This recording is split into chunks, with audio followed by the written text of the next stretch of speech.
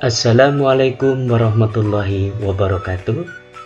Berjumpa kembali dengan saya, anak-anakku semuanya. Bagaimana kabar kalian? Tentunya kalian tetap sehat, semangat, meskipun kalian harus belajar dari rumah. Anak-anak yang saya banggakan, kali ini kita akan belajar tentang tema 3, benda di sekitar sub tema 2, wujud benda. Adapun pembelajarannya yaitu 5 dan 6. Materi yang kita bawa nanti yaitu yang pertama, benda gas. Yang kedua, alat menimbang kilogram, gram, dan ons. Kemudian, membaca melalui literasi. Dan yang keempat adalah hidup sederhana. Baiklah anak-anak, sebelum pembelajaran kita mulai, mari kita baca basmalah bersama. Bismillahirrahmanirrahim. Baiklah anak-anak, kita meneruskan pembelajaran kita kali ini. Yang pertama, itu tentang sifat benda gas. Apakah yang pertama ini? Sifat benda gas yang pertama adalah bentuk berubah sesuai wadahnya. Jadi, udara atau benda gas ini jika menempati di botol, maka bentuknya seperti botol. Kalau di dalam bola, bentuknya seperti bola. Sifat yang kedua yaitu volume berubah. Volume berubah ini disesuaikan dengan tempatnya. Kalau gas ini berada di dalam botol besar, maka volumenya lebih besar. Tapi kalau volume ini berada di botol kecil, maka volumenya kecil. Seperti itu, ya. Kemudian sifat benda gas yang ketiga yaitu mempunyai massa atau mempunyai berat. Ya. Oke. Berikutnya yaitu tidak dapat dipegang tapi dapat dirasakan seperti angin. Kita merasakan sejuknya angin, tapi angin pun tidak bisa kita pegang. Udara yang kita hirup, tapi udara pun tidak bisa kita pegang. Berikutnya adalah letak partikel penyusun ini saling berjauhan sehingga dapat bergerak bebas. Ya. Contohnya seperti ini partikel-partikelnya. Jadi dia tidak berdekatan, tapi saling berjauhan. Oke, kita lanjut. Kita buktikan bahwa sifat benda gas itu mempunyai massa. Buktinya apa? Nah ini, contoh udara mempunyai massa. Yang pertama yang kita lakukan adalah meniup balon. Kalau sudah selesai, maka kedua balon ini kita timbang. Nah, untuk membuktikan bahwa udara atau benda gas ini mempunyai berat atau massa, maka salah satu dari balon tersebut diletuskan atau dikempiskan sehingga timbullah adanya tidak keseimbangan dari kedua balon tersebut. Yang satu masih berisi udara, yang berikutnya tidak berisi udara alias udaranya sudah keluar. Oke. Alat-alat yang bisa digunakan untuk menimbang berat. Apakah itu? Kita lihat. Ya, ini adalah timbangan beras.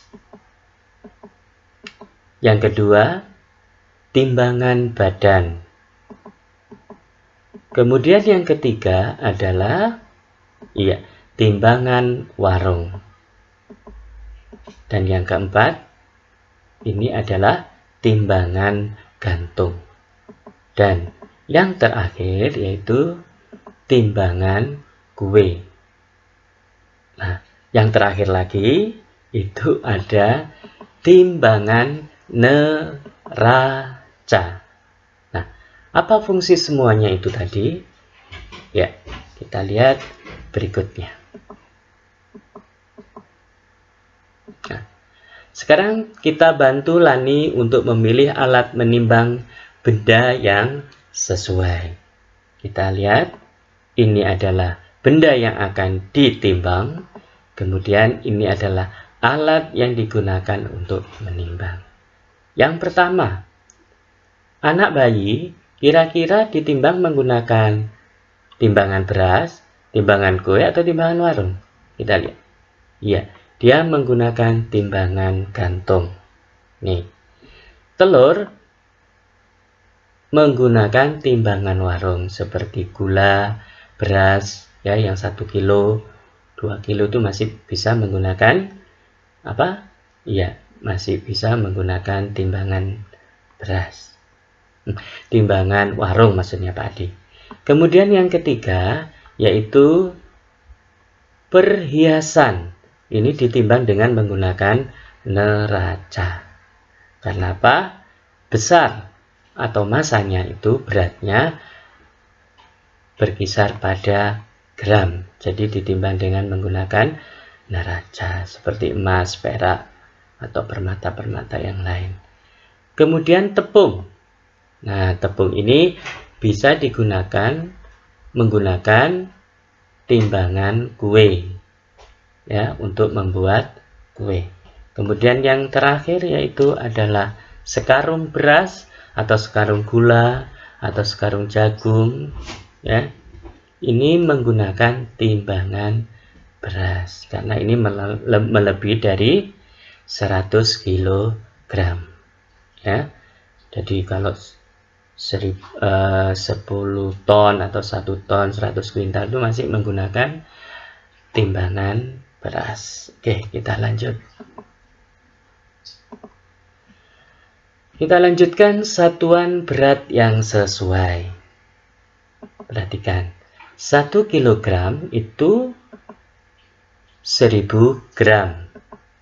Kalau 1 kilogram berarti 10 ons. Dan 1 ons itu sama dengan 100 gram. Nah, untuk membuktikan ini semua, mari kita lihat pertanyaan nomor 1. Berat badan Udin adalah 30 kg. Dijadikan ons dan dijadikan gram. Nah, bagaimana caranya? Yang pertama, 30 kg ini, ya, dikalikan dengan 10. Nah, ini 1 kg sama dengan 10 ons, sehingga menjadi 300 ons. Nah, kemudian untuk dijadikan gram, maka 30 dikali 1 kg sama dengan berapa? 1000 gram. Jadi dikali dengan 1000 sama dengan 3000. Jadi berat badan Udin adalah 3 kg sama dengan 300 on dan 30.000 gram. Nah, sekarang yang nomor 2. Ibu membeli telur seberat 7 kg. Berapa ons dan berapa gram? Kira-kira berapa ons? Ya, 70 ons, 7000 gram. Mengapa 70 ons? Karena 1 kg itu sama dengan 10. Jadi 7 kali 10 sama dengan 70. 7000 gram itu berasal dari 7 dikali dengan 1000. Jadi 7000 gram. Oke, sekarang yang ketiga. 3500 gram itu sama dengan berapa kilogram dan gram? Yang pertama kita lakukan adalah 3500 itu kan sama dengan 3000 ditambah 500. Nah, 3000 gram itu sama dengan 3 kilogram. Karena ini, ya, kebalikan. Kemudian 500 gram itu sama dengan gram. Nah, ini ya. Jadi 3 kilogram sama dengan 500 gram. 500 gram. Ini cara untuk gram dijadikan kilogram dan gram. Oke, kita lanjut. Sekarang kita melanjutkan membaca timbangan kue dengan satuan kilogram dan gram. Kalian perhatikan. Nah, timbangan ini anak panah menunjukkan 5.200 gram sama dengan 5 kilogram 200 gram. Timbangan berikutnya, anak panah menunjukkan 3 gram sama dengan 3 kilogram 0 gram. Timbangan ketiga, anak panah menunjukkan 4.200 gram sama dengan 4 kilogram 200 gram. Nah, sekarang kita perhatikan timbangan yang keempat. Ya, 4.600 gram, 4 kilogram lebih 600 gram. Timbangan yang kelima, anak panah menunjukkan 2.200 gram menjadi 2 kilogram lebih 200 gram. Dan timbangan terakhir yaitu menunjukkan 5.600 gram sama dengan 5 kilogram 600 gram. Bagaimana anak-anak? Kalian bisa mengerti dengan penjelasan Pak Adi? Kalian nanti bisa belajar dengan kedua orang tua kalian atau dengan saudara atau kakak. Oke, kita lanjutkan pembelajaran kali ini. Baiklah anak-anak, sekarang kita belajar tentang membaca melalui literasi. Nah, kalian nanti membaca berita yang ada pada buku tema 3 sub tema 2 pembelajaran 5 dan 6 pada halaman ini 104 sampai 105. Nah, berita apa saja yang bisa kita dapat? Yang pertama, Presiden RI Joko Widodo mengajak seluruh lapisan masyarakat bergotong royong dalam menanggulangi kebakaran hutan. Oke, berita yang kedua, gotong royong itu diperlukan untuk menanggulangi kebakaran hutan.